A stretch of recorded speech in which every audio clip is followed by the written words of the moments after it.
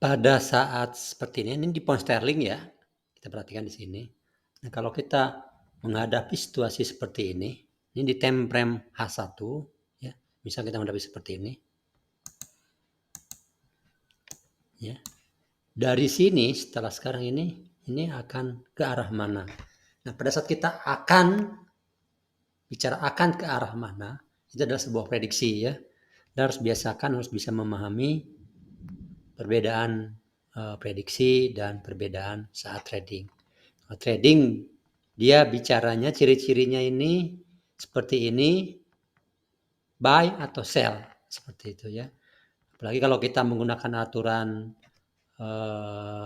EWAMO trading EWAMO ya, maka di sini ini situasinya adalah yang ada cuman ada dua ya sini, yaitu pertama kalaupun misalnya ini buy, maka buy button ini bisa dilakukan. Maksudnya ada bisa Anda melakukan buy button.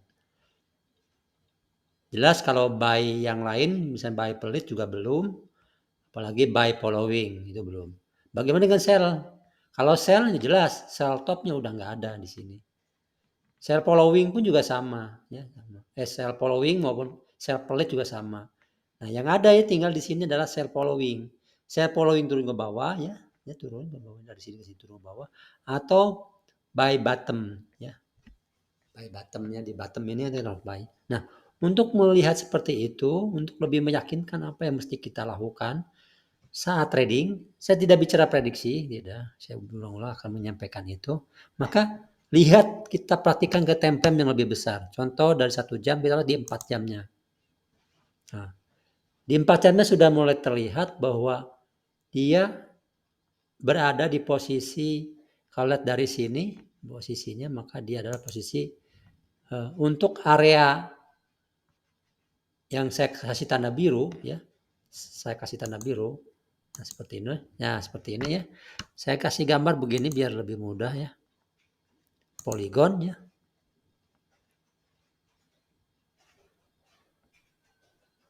Seperti itu. Kemudian saya bikinkan garisnya. Sejajar dengan biru ini. Saya ingin melihat areanya itu. Seperti apa. Dan saya tekan turun juga. Sejajar garis biru. Nah, tentunya yang ini ya sejajarnya. Kemudian yang ini sejajar juga garis biru. Sejajar ya, tapi ini saya matikan dulu.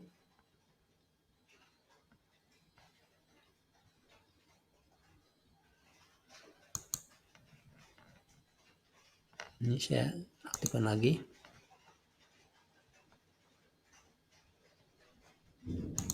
Nah, situ. Nah, kita perhatikan ini bentuknya sebuah bangunan yang sifatnya kalau lihat dari ini adalah bangunan pola 3 ya.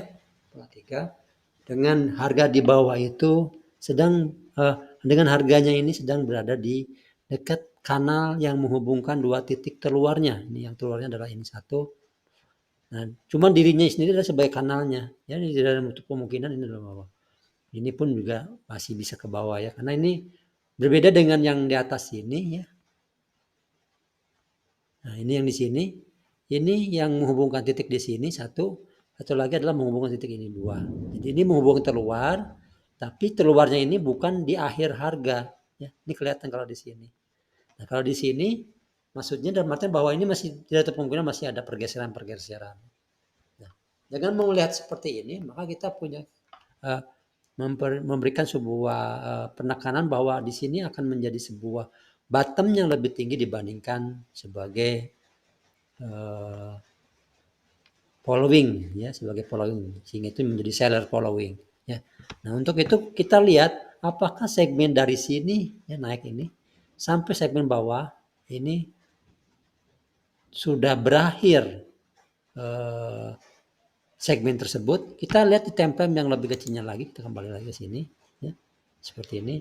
Saya lebih aktifkan AW sama eskalatornya karena saya betulkan seperti ini.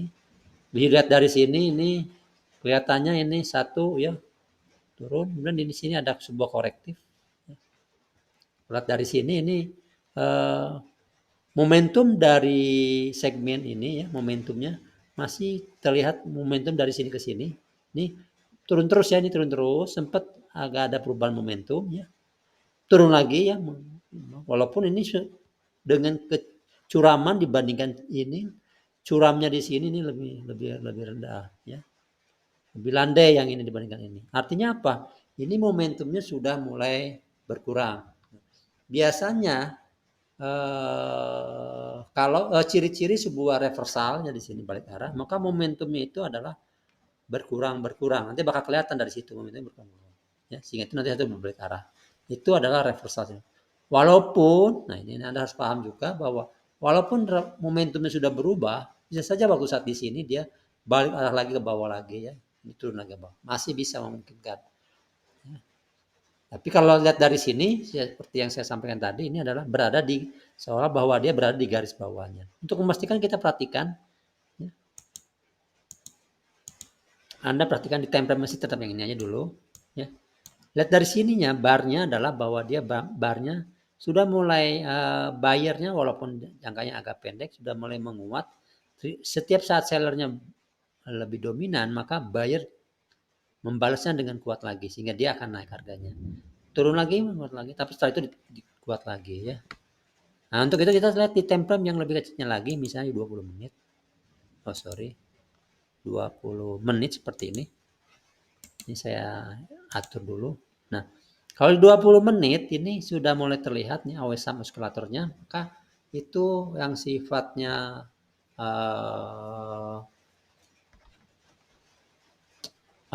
ada istilah yang namanya ya. Jadi ini dia kalau lihat dari sini harga AWS muskulaturnya lebih rendah, tetapi pada saat dia AWS muskulaturnya naik, harga masih turun. Nah ini ya. Jadi kalau saya buatkan konvergensi ya, divergensi konvergensinya, maka ini ke sini ya, seperti itu.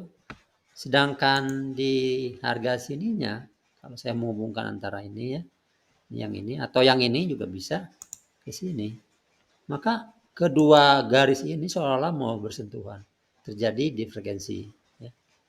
Ya, seperti ini ya, ini terbentuk sudut.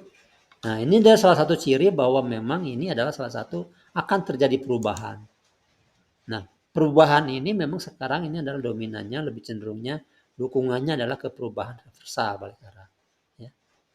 Maka pastikan, nah ini sampai sejauh ini ciri-cirinya masih reversal. Ya, seperti ini kita lihat. Ini saya tidak belum berbicara masalah perhitungan gelombang. Kalau memang dengan cara begini saja Anda jangan terlalu strict ya untuk mengetahui hitungan gelombang dengan tepat. Cukup saja dengan melihat perilakunya karena tujuan utama kita menghitung gelombang untuk memperlihatkan perilakunya. Aturan dasarnya kan sama, perilakunya adalah segmen ganjil, segmen genap, segmen ganjil sampai genap. Atau kalau di dalam bahasa Elliott Wave itu impuls korektif seperti itu. Nah, seperti ini impuls korektif. Nanti setelah korektif seperti ini akan terjadi impuls. Impulsnya apakah itu naik atau impulsnya turun.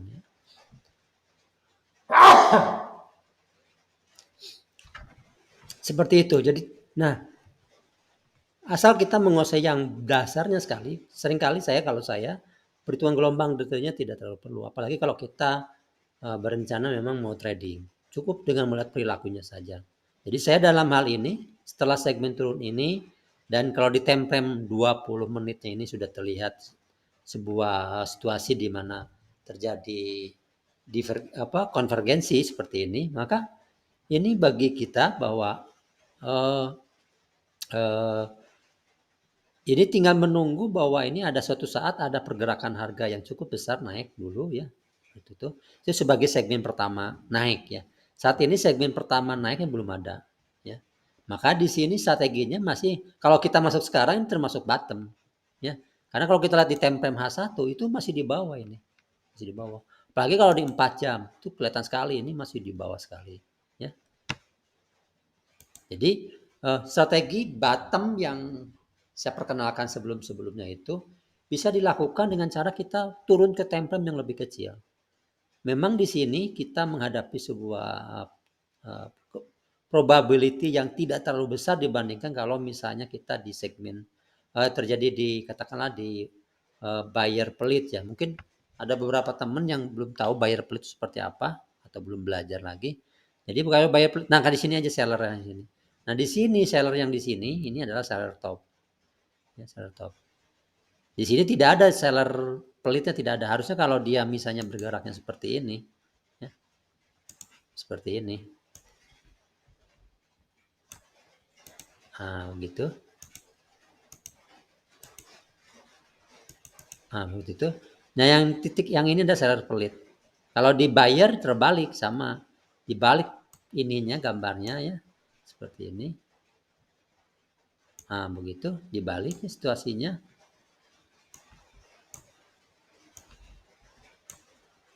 Nah, gitu ya. Nah, yang jelas harus ada yang namanya satu gelombang atau satu segmen yang awalnya, nah seperti ini ya.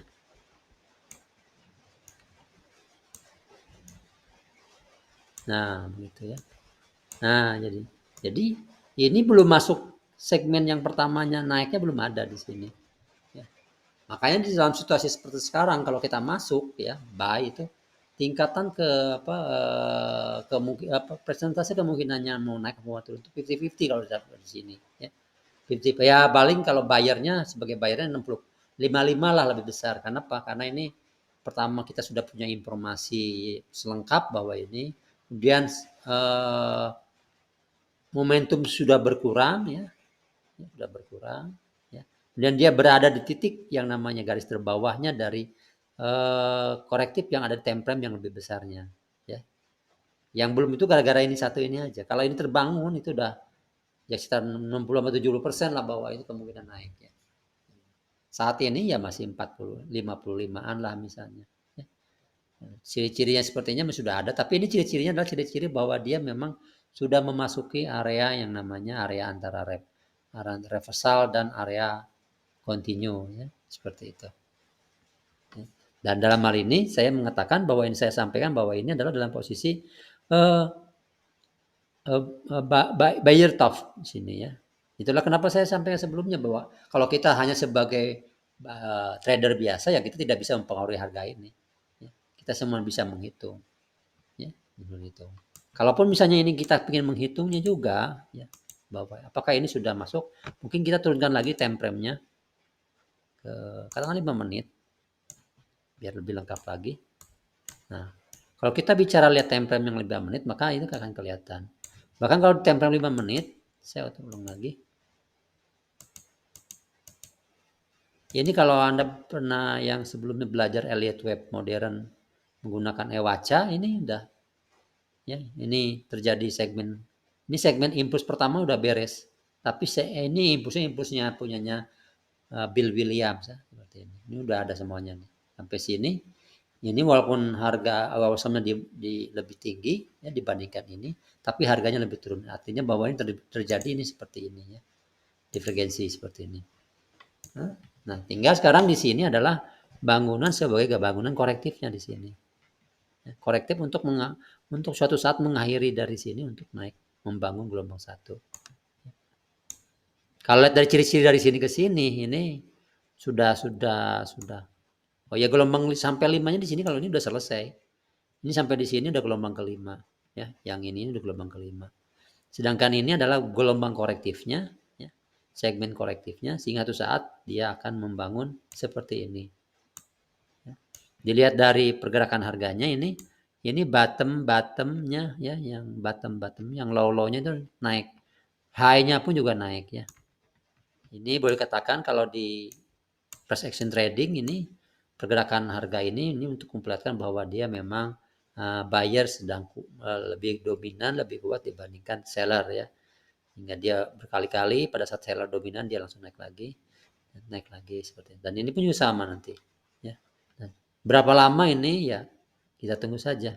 Mestinya seperti yang hari-hari sebelumnya bahwa mungkin jam 8 malam nanti ini terjadi perubahan harga yang sangat cepat. Ya.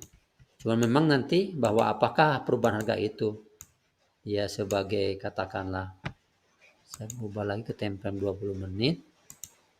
Nah, seperti ini ya. Jadi misalnya yang segmen pertamanya ini adalah sebelum jam 8 malam atau setelah jam 8 malam. seperti ini langsung meledak gitu, atau ini seperti ini kan sempat dulu stagnan dulu ini gitu ya. Nah, ini strategi trading ya. Jadi strategi tradingnya adalah buy bottom. Nah, ini buy bottom kita harus punya persepsi sama-sama bahwa ini adalah tingkatan gamblingnya cukup tinggi, 50-50 ya. Ya, cukup tinggi 50-50 di sini. Walaupun belum keluar dari ininya, belum kelihatan, belum keluar ya. So kalau kita menunggu keluar ini, maka dia akan naik ya. Akan biasanya terlambat masuk. Tapi kalaupun misalnya kita masuk di area pelit sini ya, menunggu ada area seperti ini ya, pelit di sini, pelit di sini ya, yang ini, maka ini masih kalau kita masuk di time frame 20 menit, maka di time frame 4 jamnya misalnya ini masih di bawah, masih jauh ini. Masih jauh. Nah, masih jauh ya. Masih cukup jauh ini. Sampai sini mungkin sekitar 80. Coba kita perhatikan, kita ukur saja.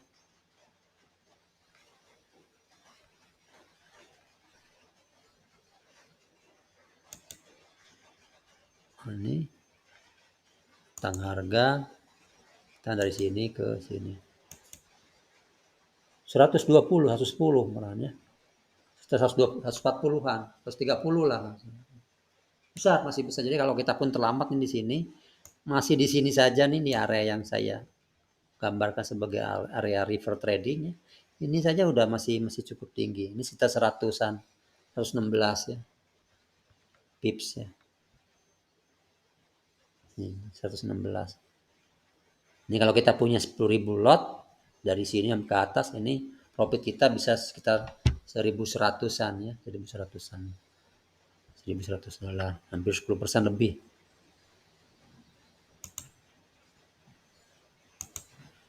Ya. Jadi kemudian kalau misalnya kita masuk ke situ, maka masuk sekarang misalnya, maka yang menjadi patokan katakanlah stop lossnya jelas di bawah yang ini ya. Harus sabar di bawah ini. Kalau misalnya saya sih dilihat seperti ini sekitar 30 pips ya dari sini sekarang. Cukup sekitar di sini lah.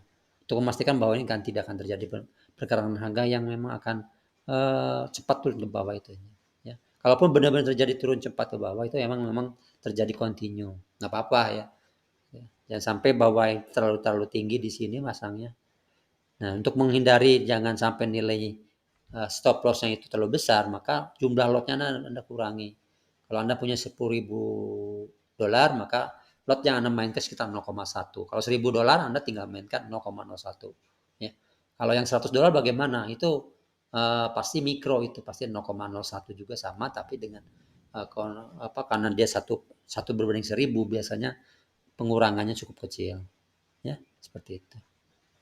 Oke, saya cukupkan sampai di sini kan. Ya, itulah cara menentukan strategi trading saat di bottom. Sekian, terima kasih.